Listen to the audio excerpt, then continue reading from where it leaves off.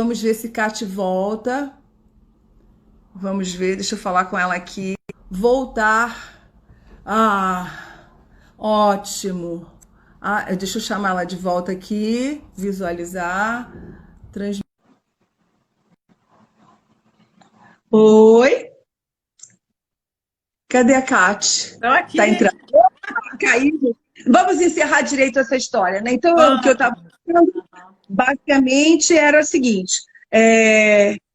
Acho que o diálogo tem sido fechado. É a primeira vez que eu faço ele ao vivo. Ele tem sido gravado no Meet. Mas, e eu pensei muito antes de gravar esse como o primeiro ao vivo. Porque tratava exatamente um tema que eu sei que é polêmico e gera essa visão de charlatanismo, de preconceito e etc. E tal. E tudo que eu não sou, e nem você, né?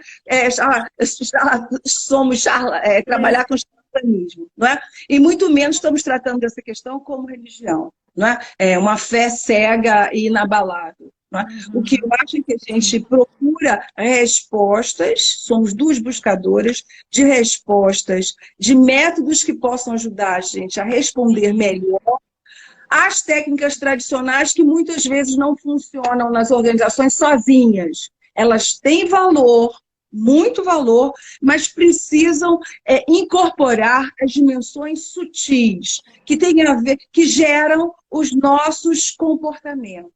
Tá certo? E essas dimensões sutis passam por limpar os pensamentos pela psicologia positiva, pelo alinhamento energético, limpar os sentimentos pelas terapias tradicionais e não tradicionais, a acupuntura. A Organização Mundial de Saúde já aceita a acupuntura, já aceita a meditação, já aceita a Reiki como terapias complementares, não é? Que também trabalham com essa dimensão mais sutil, mais energética, para que o agir nosso seja mais harmônico, um agir mais sustentável, um agir mais respeitoso conosco mesmo, com o ambiente direto que nos cerca e com o mundo, com a humanidade, com o planeta. Né?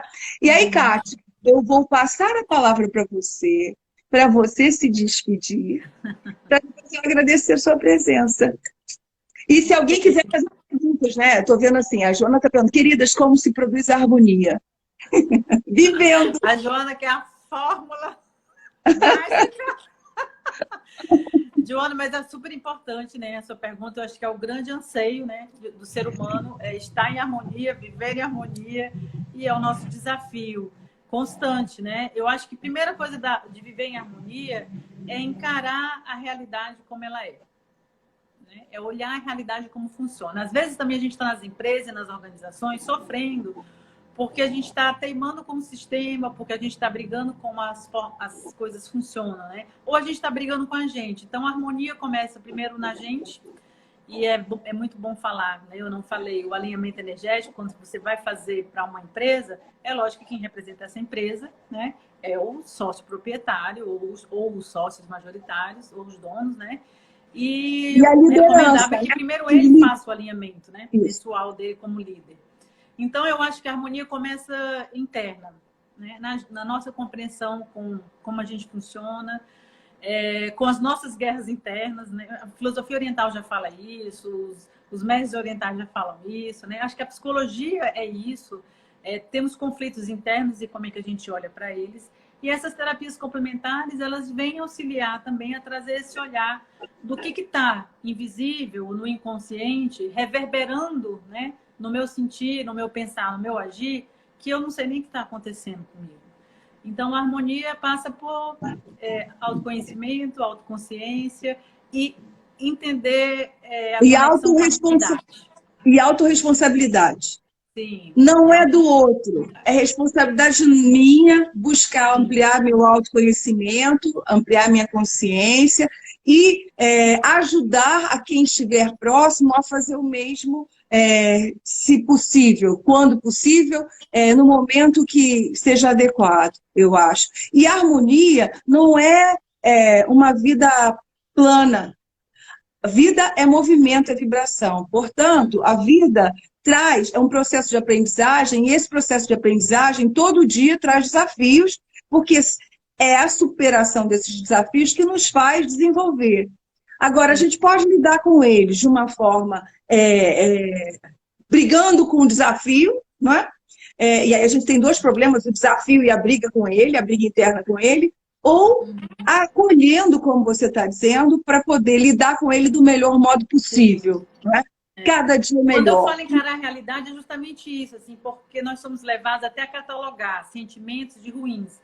Se você se depara com uma certa tristeza ou a sua disposição ela está menor, você já quer tomar um remédio. Estou com depressão, não estou dizendo que não existe depressão, né? Mas assim, você já quer tomar um remédio e não quer sentir aquilo. Estar em harmonia também é estar em harmonia com aquilo que está acontecendo com você. Se entrega isso que está acontecendo. Acolhimento, não é? Acolhimento. Dali tem uma função, isso é muito importante no alinhamento.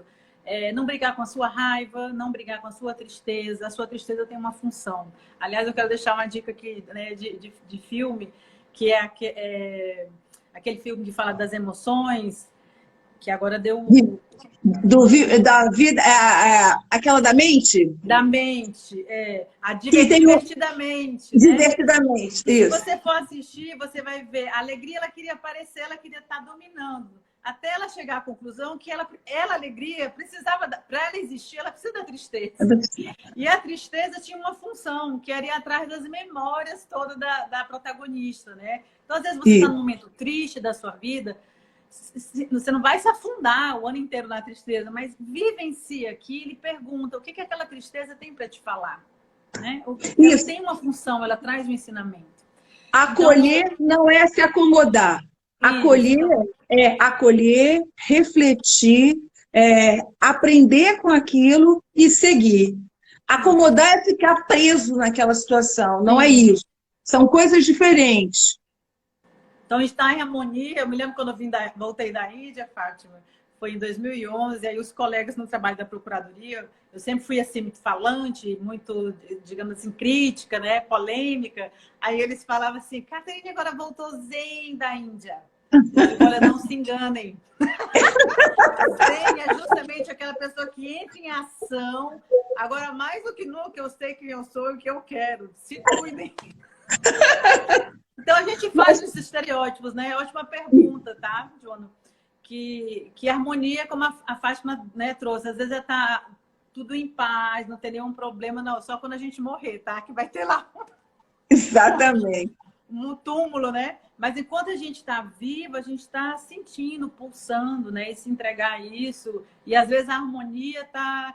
eu mesmo passei por um processo agora, né? Em julho, digamos que podia olhar, tá em desarmonia. Não, quando eu começo a sentir que está diferente meu corpo, minhas emoções, eu paro. O que ele está querendo me dizer? Tem algum ritmo que eu preciso fluir diferente, né? Para voltar, né? Que nem as estações do ano, né?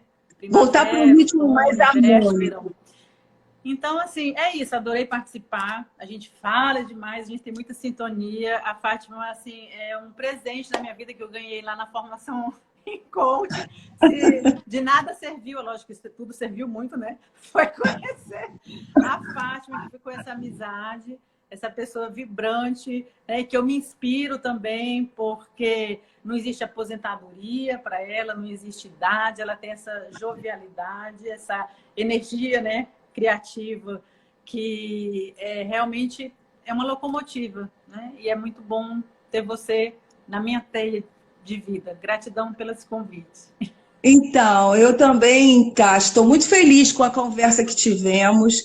Me ajudou a superar uma questão que é colocar mais publicamente a produção das coisas que eu gosto de fazer. Porque a gente tem trabalhado o digital e tudo mais, mas eu sou mais dos pequenos grupos, em termos de trabalho. Eu gosto de fazer um trabalho, eu não sou iguais, eu não quero fazer, eu não tenho como meta fazer uma palestra para 1 milhão de pessoas, 5.000 pessoas, ficar disputando no mundo quem é a pessoa que fez uma palestra maior. Não é isso. A minha questão é do 1 a 1. Na singularidade de cada um, de cada empresa, para soluções personalizadas. Então, eu normalmente gosto de conversas com o maior número de pessoas possível, mas, assim, mais fechadinha, que a gente vá à vontade. Mas, com você, até para tratar de um assunto que eu sei que é polêmico, olha que coisa, hein?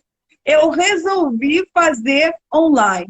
E um dos motivos pelos quais eu resolvi fazer, primeiro porque eu confio muito em você, em relação à sua competência, em relação à sua seriedade, em relação à sua transitar, tanto no cognitivo racional, que são as questões ligadas à procuradoria, é uma profissional respeitada e conceituada no seu estado, no trabalho que faz, muito íntegra, não é? Pela sua integridade, quanto pela sua competência em transitar por um conjunto diferente de conhecimentos, que é conjunto diferente, que as pessoas não têm, que as pessoas ignoram, que as pessoas não conhecem, mas que sempre você faz isso com uma visão muito crítica. Não é uma pessoa que vai desavisada, se subordinar a dogmas. Pelo contrário, é uma pessoa que está buscando, é uma buscadora de possibilidades de solução de problemas. E aí eu acho que é nisso que eu me identifico muitíssimo e admiro muitíssimo você também. Porque, de algum modo, a meu jeito, e talvez um pouco mais atrasada, eu faço a mesma coisa, não é? Então, assim, eu sou agradecida pela aceitação. Nesta semana, eu tive uma experiência de falar para 630 pessoas online e poder interagir via o chat. Eu fiquei assim, porque eu não esperava tudo isso, eu não estava preparada. E deu certo, deu super certo. As pessoas Vocês acham que essa fase mais parada, em crise das empresas, pode ser um bom momento para se realizar? Mas, Joaninha, não está parado. Parado é a morte. Não existe vida. O fato da economia estar no seu. A economia, vou falar de economia agora. Eu não sou economista, mas estudo economia bastante. Até porque faz parte de entender o contexto que a gente vive. Sim. A economia é cíclica. A economia capitalista é cíclica, por definição. Ela tem o período de crescimento e tem o período de depressão. Como a vida. Como a vida de nós mesmos, como o elétron que pulsa, o próton, o nêutron que nos constitui o universo. Economia também é isso. Então, nesse momento, a gente está num momento de depressão, mas ele está em movimento. Se a gente olhar, tem empresas crescendo e crescendo muito. O agronegócio no país cresce a taxas muito superiores à maior parte das empresas. E outras empresas, outros setores estão crescendo menos e estão com mais problemas. Mas mesmo dentro dos setores, turismo, por exemplo, que é um setor que foi bastante, digamos assim, afetado por essa questão, por esse desafio da pandemia que se deu praticamente uniformemente, há empresas de turismo que estão aprendendo a lidar com isso e se movimentando para se ajustar. E outras não. Sempre fruto das escolhas dos seus tomadores de decisão. E as escolhas dos tomadores de decisão são tão maiores, tão melhores, quanto eles se melhor conheçam a voz e a vida da sua própria empresa e saibam com quem e com que podem contar para poder co-criar, se pedirem ajuda a mentores de negócio, a coaches ou a profissionais consultores, etc. Soluções. Então, assim, sempre a vida, sempre há movimento. A questão é a gente se permitir se ajustar flexivelmente ao movimento que flui, o fluxo, falado lá numa das leis herméticas, ou se a gente trava, porque o que é diferente nos assusta e o medo que tem o seu lado positivo, que é nos alertar para um processo reflexivo, de modo que a gente saia da zona de conforto, vá para a zona de desafio, mas não entre na zona de risco sem cálculo, risco arriscado sem avaliação, ele é útil. Agora, se a gente fica paralisado no próprio medo e não se move na direção de usar o seu melhor potencial, ninguém enfrenta problema que não pode resolver. A gente tem potência para resolver. Precisa reconhecer o potencial, fazer dele algo a seu favor. Né? É assim que penso o momento para cada um de nós e para todas as empresas. Não é? Então, o jovem perguntava nessa palestra, não, mas como é que eu vou empreender? Era sobre empreendedorismo, desafios de empreender, como é que reconhece o empreendedor que habita você. Aí ele dizia, mas como eu vou empreender no país de hoje? Bom, tem muita gente empreendendo. Tem pessoas que estavam em casa que sabiam costurar, que viraram empreendedores e fizeram máscaras. assim, é sempre possível. Você que precisa olhar para o seu ambiente, para a sua realidade, com um olhar positivo de possibilidade. Se a gente continuar, essa conversa vai longe. Eu diria assim, Caterine, obrigadíssima. Joana, gratidão, Fátima, vou te ver por aqui. Obrigadíssima pela participação. Sexta-feira que vem tem novos diálogos. E sexta-feira que vem a gente vai falar sobre para que serve mentoria de negócios. Então, siga a gente, a Transcenderte e a Espaço Eu Sagrado nas redes sociais, né? Canal de YouTube, Instagram, Facebook, LinkedIn. E fiquem atentos para as programações que a gente oferece. Caterine também oferece coisas interessantíssimas. Fiquem de olho, viu? Tá. Um beijo a todos. Até lá, até a próxima. Tchau. Tchau.